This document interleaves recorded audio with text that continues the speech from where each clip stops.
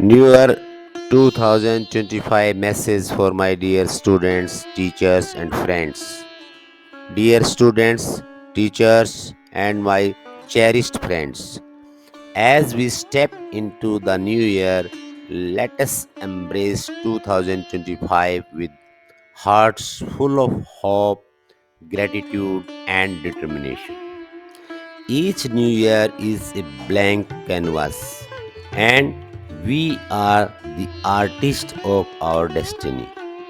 Let's fill this canvas with colors of hard work, kindness, and success.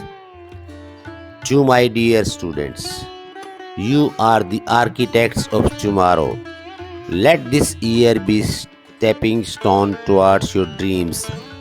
Remember, every small effort you make today is building foundation for brighter future. Stay curious, stay humble, and never stop learning. Success is not just about reaching the top, it is about the journey and lessons you learn along the way. To my respected teachers friend, you are the guiding light in the lives of countless students. Your dedication, passion, and wisdom inspire young minds to dream big and achieve greater heights. In 2025, let's continue to nurture the potential within each student and shape the leaders of tomorrow.